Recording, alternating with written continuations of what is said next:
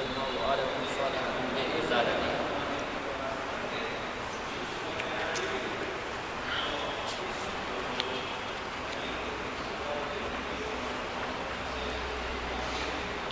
اچھا،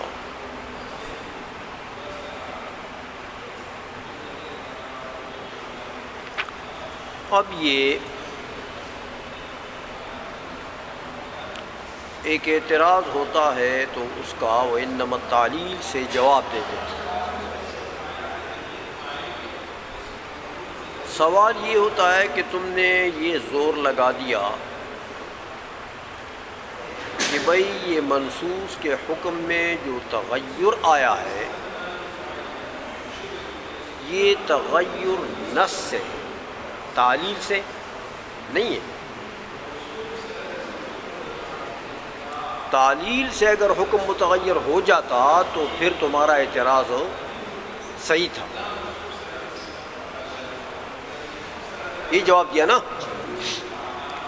تو اس جواب پر اعتراض ہوتا ہے کہ اچھا جب تعلیل سے فرق نہیں آیا، تغیر فی الحکم نہیں آیا، تو پھر یہ تعلیل تم کرتے کیوں؟ اس تعلیل کا پھر فائدہ کیا ہے؟ کیونکہ کہتے ہو کہ بھئی تغیر فی الحکم کی نسبت آپ نے کر دی نص کی طرف، وہ تو اقتضاء النص یا دلالت النص سے ہو گیا، تو تعلیل کی طرف تو آپ تغیر کی نسبت مانتے نہیں ہیں، تو پھر تعلیل کرتے کیوں؟ سمجھ میں آ گئی یہ کس غرض کے لیے پھر تعلیل کرتے ہو؟ تو اس کا جواب دیتے ہیں۔ صاحب حسامی فرماتے ہیں کہ دیکھو احناف یہ کہتے ہیں کہ وَإِنَّمَا التَّعْلِيلُ لِحُكْمٍ شَرْعِيٍّ، تعلیل جو ہم کرتے ہیں اس کا ایک اور فائدہ ہے، اس کا یہ نہیں ہے کہ حکم میں تغیر ڈال دیا تعلیل میں، وہ تو نص کا کام ہے۔ تعلیل سے ایک اور فائدہ جدیدہ نکلتا ہے، اور ایک دوسرا حکم شرعی ہے، وہ پہلا والا نہیں۔ سمجھ آ گئی ہے؟ پہلے والا استبدال جو ہوا ہے وہ تو نص سے ہو گیا،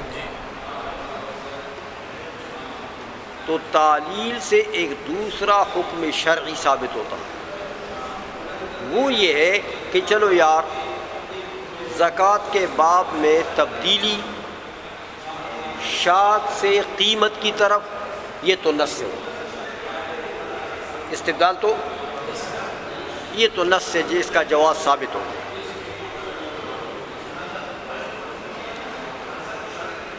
یہ تو ثابت ہو گیا کہ یہ تو جائز ہے کہ بھئی شاۃ نہ صحیح اس کی قیمت سے، لیکن میاں اب قیمت میں چینجز جو ہو گئی ہے، شاۃ کی قیمت کیسے ہونی چاہیے؟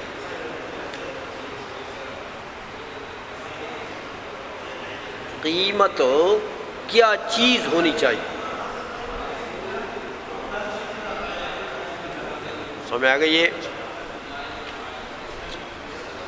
تو تعلیل سے یہ پتہ لگا کہ وہ قیمت کیا ہونی چاہیے؟ مال صالح لقضاء حاجت الفقیر۔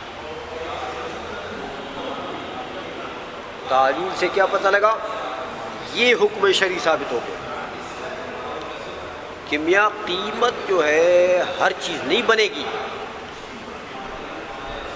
شاۃ کی قیمت ہر چیز نہیں ہوگی۔ کون سی چیز ہوگی؟ وہ مال ہوگا جو قضائے حاجت فقیر، دفع حاجت فقیر کی صلاحیت رکھے۔ یہ جو حکم شرعی ہے کہ مال کون سا ہونا چاہیے؟ جو دفع حاجت فقیر کی صلاحیت، یہ کس سے ثابت ہو گیا؟ تعلیل سے ثابت ہو گیا۔ تعلیل سے یہ چیز ثابت ہو گئی، تو یہ تو ایک اور چیز ہے، وہ جو شات کی تبدیلی قیمت سے تھی وہ تو الگ حکم ہے، یہ الگ حکم ہے. بات سمجھ آ گئی ہے؟ تو وہ ثابت تھا کس سے؟ نص سے. یہ ثابت ہوا کس سے؟ تعلیل سے. کہتے ہیں میاں یہ حکم شرعی ہے کہ مال کیسا ہونا چاہیے؟ جو صالح ہو دفع حاجت الفقیر کے لیے. ہر مال سے ہر چیز سے کام نہیں بنے گا.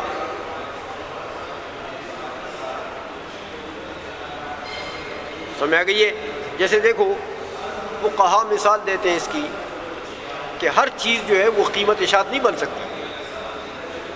ہر چیز صلاحیت نہیں رکھتی دفع حاجت فقیر کی. لہذا قیمت میں کشادگی نہیں ہے کہ آپ کی مرضی جس کو قیمت بناؤ. آپ کی مرضی نہیں ہے. شریعت نے اس کو لگام دے دیا کہ جو مال صلاحیت رکھے دفع حاجت فقیر کے لیے وہی شات کی قیمت بن سکتی. تو جو نہ رکھیں وہ شات کی قیمت نہیں بنے گی. مثلا دیکھیں یہ پیر کے اوپر زکوٰۃ واجب ہو گئی تو پیر کے پاس ایک گھوڑا ہے. کہا یار یہاں سے گھوڑے کے اوپر جو بندہ سوار ہو جاتا ہے کرائے پر تو مردان تک گھوڑا اس کو لے جائے یا گڑی کپورہ تک لے جائے تو کرایہ بنتا ہے کتنا؟ 25 روپے. تو 1000 میں 25 روپے واجب ہو جاتے ہیں نا.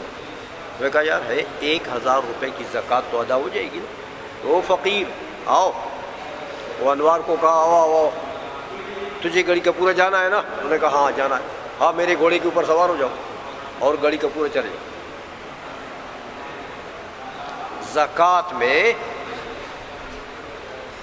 میرے گھوڑے کے اوپر سوار ہو جاؤ اور گڑی کپورہ تک یہ آپ کو لے جائے گا تو میرے اوپر 25 روپے زکوٰۃ واجب ہے. لہٰذا وہ زکوٰۃ جو ہے وہ ادا ہو جائے. زکوٰۃ میں تجھے سواری مل جائے گی نا، سواری.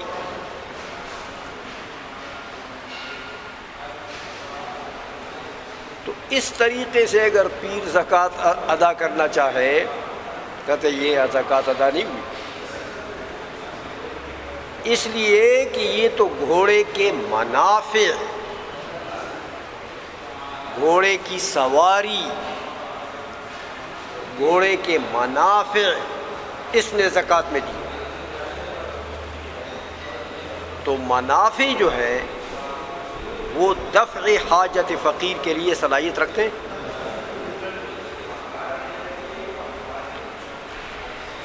اب آپ یہ کہیں کہ میاں 25 روپے میں تو شات بھی آتا تھا تو میرے پاس 5 اونٹ ہیں تو ان کے زکوٰۃ ہے 1 شات. تو شات نہ اس کی قیمت، تو قیمت کتنی؟ 25 روپے. تو 25 روپے میں یہ گھوڑے پر سوار کر لوں گا نا، وہ تک لے جائے گا تو لہذا زکوٰۃ ادا ہو جائے گی. کہتا نہیں، ہر چیز قیمت نہیں بن سکتی ہے شات کی. بات سمجھ میں آ گئی ہے؟ تو شریعت نے یہاں پر تعلیل سے کہتے ہیں کیا ثابت ہو گیا؟ ایک حکم شرعی. وہ کیا حکم شرعی ہے؟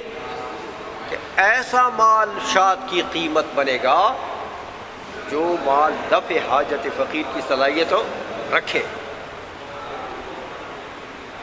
یہ حکم ثابت ہو گیا کس سے؟ تعلیل سے. تو تعلیل کا فائدہ ہوا کہ نہیں ہوا؟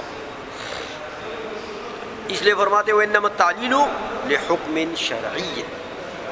تعلیل جو ہے وہ ایک اور حکم شرعی کے اس بات کے لیے ہے. وہ کیا ہے؟ وهو صلاح المحل للصرف الى الفقیر. وہ یہ کہ صلاح المحل، محل بمعنی مال، کہ وہ مال صلاحیت رکھے للصرف الى الفقیر، کہ اس کو فقیر کو تملیک کر سکے. صلاحیت رکھے کس کے لیے؟ فقیر کی طرف صرف کریں آپ. کیا مطلب؟ فقیر کی حاجت اس سے پوری ہو جائے. فقیر کو تملیغ کر دیں، فقیر کی حاجت اس سے پوری ہو جائے، ایسا مال. اچھا، اب یہ کیسے فقیر کی حاجت پوری ہوگی اس سے؟ کہتے میاں بدوام یدہ علیہ، کہ اس کا قبضہ اس کو دوام کے لیے دیا جائے، کہ دائماً یہ چیز تیری ہو گئی. وہ جو گھوڑے پر سوار کیا گاڑی کا پورا تک ہے نا، وہ دائماً تو نہیں ہے، وہ تو کہتے ہیں گھوڑا واپس دو گے.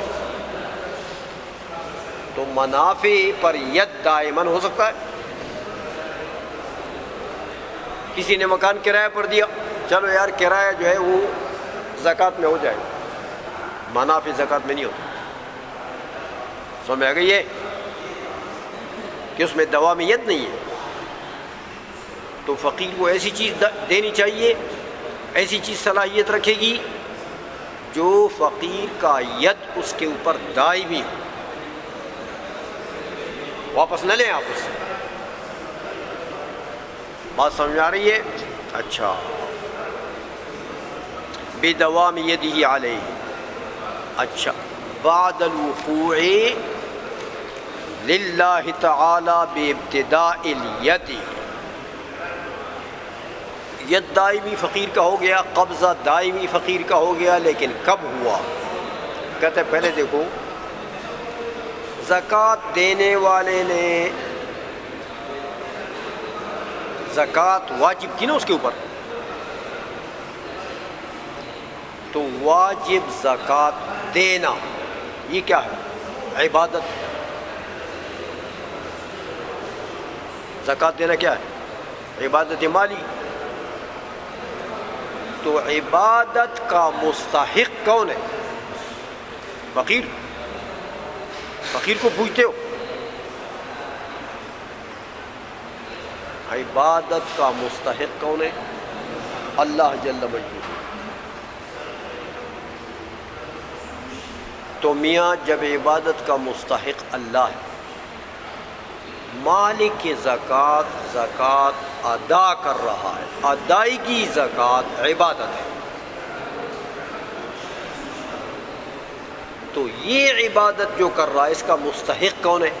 اللہ. لہذا یہ مال سب سے پہلے کس کو ملنا چاہیے؟ اللہ کو. کہ یہ ادائیگی کیا ہے؟ یہ تو عبادت ہے. مال کی ادائیگی کیا ہے؟ عبادت ہے. تو عبادت کا مستحق کون؟ اللہ. تو اس کا مستحق کون؟ اللہ. تو کہتے ہیں میاں ہوا ایسا کہ دینے والے نے جب دینا چاہا، عبادت کرنا چاہا اللہ کی، تو اللہ جل مجدہ کو دے رہا ہے. زکوٰۃ کس کو دے رہا ہے؟ اللہ کو دے رہا ہے. اب اللہ جل مجدہ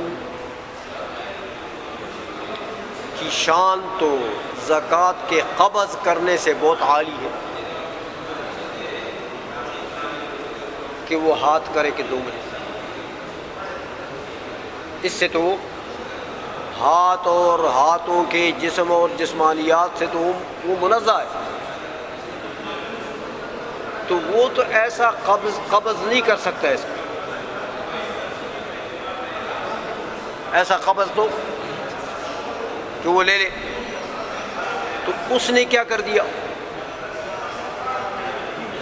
اس نے فقیر کو حکم دے دیا کہ انما الصدقات للفقراء والمساکین وفلان وفلان وفلان. فقیر کو حکم دیا کہ میری طرف سے تو قبض کر لے، میری طرف سے تو وصول کر لے.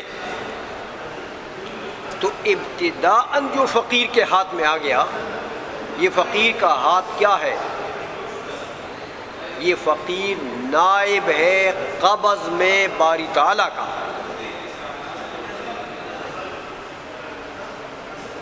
قبض میں کیا ہے؟ نائب ہے باری تعالیٰ کا.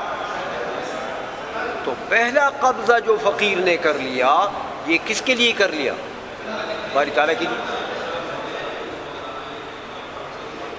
کہ مستحق عبادت ہوئی. تو ابتداءً گویا کہ نائب کا ہاتھ، منوب نائب کا جو ہاتھ ہے وہ منوب عنہ کا ہاتھ ہوتا، جس کا وہ نائب ہے اس کا ہاتھ ہوتا. تو فقیر نے جو قبضہ کر لیا، فقیر کا قبضہ کیا ہے؟ حقیقت میں اللہ کا قبض ہے.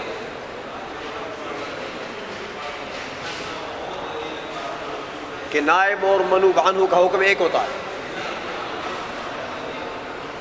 تو ابتداءً جب اس نے قبضہ کر لیا، مال کو لے لیا، تو سمجھو یہ کس نے لے لیا؟ سمجھو اللہ نے لے لیا کہ یہ اس کا نائب ہے.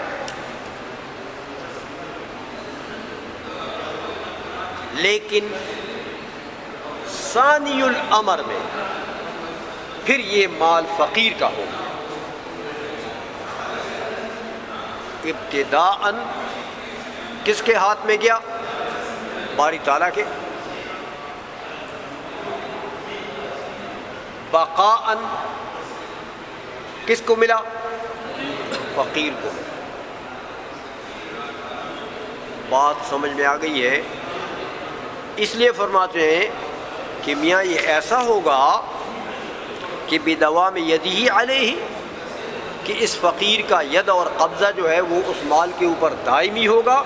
لیکن کب دائمی ہوگا؟ بعد الوقوع للہ تعالی بابتداء الید. ہاں، کہ ابتدائی ید میں تو باری تعالیٰ کا ہو گیا وہ مال، کہ وہی مستحق عبادت ہے. آئیشہ میں تو ثانیاً و بقاءً کس کا ہو گیا؟ فقیر کا. تو اب فقیر کا قبضہ دائمی ہو گیا کہ نہیں وہ اس میں؟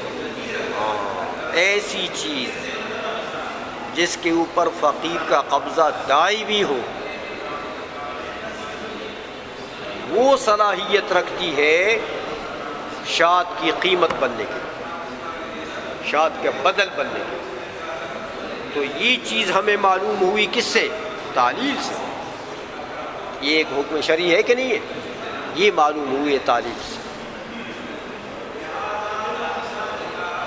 یہ تو مسئلہ ایک سوال کا جواب دے دیا کہ تعلیل کس لیے کرتے ہو. آگے فرماتے ہیں کہ وَهُوَ نَظِيرُ مَا قُلْنَا أَنَّ الْوَاجِبَ إِزَالَةُ النِّجَاسَةِ وَالْمَاءُ آلَةٌ صَالِحَةٌ لِلْإِزَالَةِ. کہتے ہیں یہ ایک اور سوال کا جواب دیتے ہیں. شوافی کی طرف سے سوال ہوتا ہے کہ میاں ایک اور جگہ بھی تم نے تو تمہاری تعلیل نے نص کے حکم کو بدل دیا. تم خود کہتے ہو کہ یار تعلیل سے حکم نہیں بدلنا چاہیے، تو تم خود بدلتے ہو.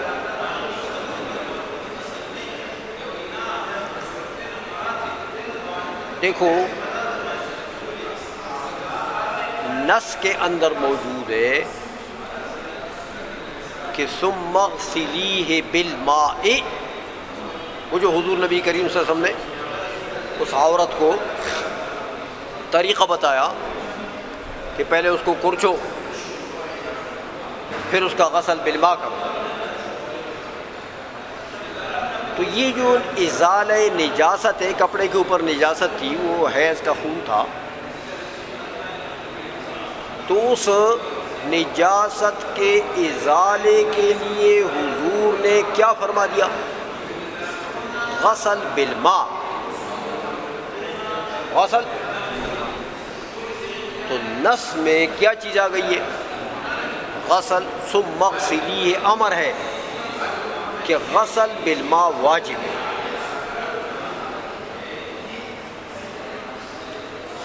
نص میں تو یہ حکم ہے. تو تم نے کیا کہا احناف، تم نے تعلیل کر دی اس میں کہ یار بات اصل میں یہ ہے کہ یہ جو پانی ہے نا، حضور نے یہ غسل بالماء، یہ ماء کا ذکر کیوں کیا؟ تو کیوں کے جواب میں تم نے علت نکالی، کیا کہا کہ یار اصل مقصود جو ہے ماء میں دو صفات ہیں،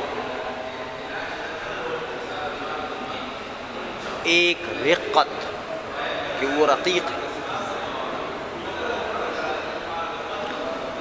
دوسرا یہ کہ وہ ازالہ عین نجاست اور اثر نجاست کے لیے صلاحیت رکھتا ہے۔ سمجھ آ رہی ہے؟ تو تم نے کہا یار اصل مقصود پانی کی ذات نہیں ہے، پانی کی ذات کو استعمال کرنا شرعاً واجب نہیں ہے، بلکہ جس چیز میں بھی یہ دو صفات پائی جائیں پانی والی، کہ رقیق ہو اور ازالہ عین نجاست اور اثر نجاست کے لیے صلاحیت رکھے، چاہے وہ ماء الورد ہو، ہاں، یا عرق گلاب، اور چاہے وہ خل ہو، سرکہ، اس قسم کی چیزیں جو رقیق ہوں اور ازالہ عین نجاست اور اثر نجاست کے لیے صلاحیت رکھے۔ تو تم نے تعلیل کر دی کہ رقیق ہونا چاہیے، پانی کا ذکر اس لیے ہے کہ اس میں دو صفات ہیں، پانی مقصود بذات نہیں ہے، پانی کا استعمال واجب نہیں ہے، ہر وہ چیز جس میں پانی والی صفات پائی جائے۔ تو تم نے اس کو عام کر دیا، کیا کہا کہ ماء الورد سے بھی دھو لے تو ٹھیک ہے، خل سے بھی دھو لے ٹھیک ہے۔ تو نص میں یہ چیز موجود تھی کہ خل سے دھو لو، نص میں یہ تھا کہ ماء الورد سے دھو لو، تو یہ تم نے نص کے حکم میں تغییر کر دی کہ نہیں کر دی؟ نص میں تو استعمال الماء کا وجوب تھا کہ پانی کو استعمال کریں، تو تم نے تعلیل کر کے نص کے حکم کو بدل، یہ اعتراض ہوتا ہے، سمجھ گئے ہو؟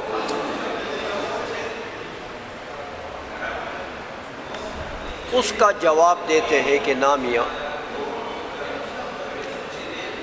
یہ بات ایسی نہیں ہے کہ نص میں پانی کے استعمال کا وجوب ہے، پانی کے استعمال کا پانی متعین ہے لازالۃ النجاست، ایسا نہیں ہے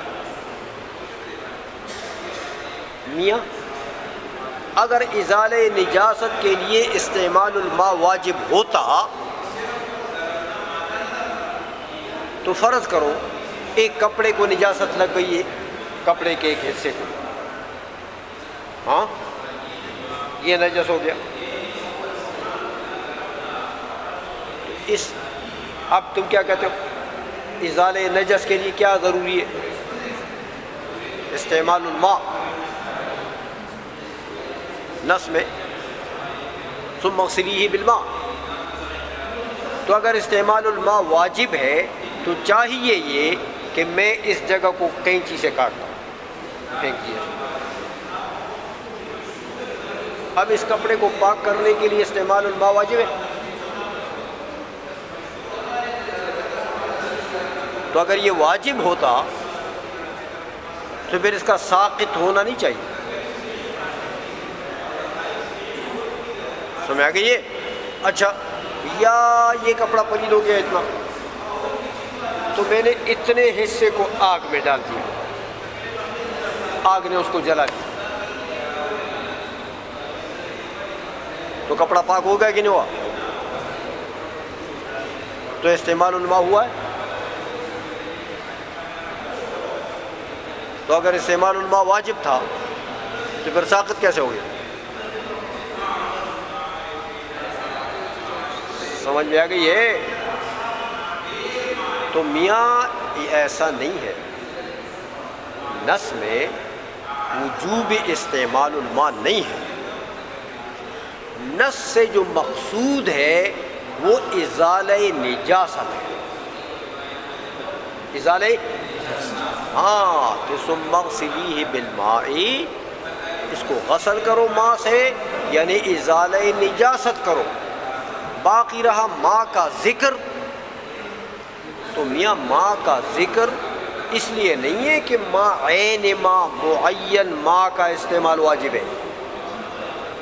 ماء کا ذکر تو اس لیے ہے کہ ماء میں دو صفات ہیں، وہ صفات لے لو اس سے، وہ جس چیز میں بھی پائی جائے ان سے آپ ازالہ نجاست کر سکتے ہیں. وہ کون سی دو صفات ہیں؟ رقت، عین نجاست اور اثر نجاست. سمجھ نہیں آئی؟ اس لیے کہتے ہیں وہ ہوا نظیر ما قلنا. یہ جو گزرا ہوا مسئلہ ہے یہ نظیر ہے اس مسئلے کی. ہاں کیا کہ ان الواجب ازالۃ النجاست، کہ اصل واجب بالنص جو ہے وہ استعمال الماء نہیں ہے بلکہ کیا ہے؟ ازالہ نجاست ہے. باقی ماء کا ذکر پھر ثم اغسلیہ بالماء، یہ ماء کا ذکر حدیث میں کیوں آیا؟ کہتے ہیں والماء آلۃ صالحۃ للازالۃ. ماء کا ذکر اس لیے ہے کہ وہ ایک آلہ صالحہ ہے ازالہ نجاست کے لیے. تو یہ فرما دیا کہ ماء کرو یا ماء کی جو صفات جس چیز میں پائی جائے. سمجھ نہیں آئی شیخانو؟ چلو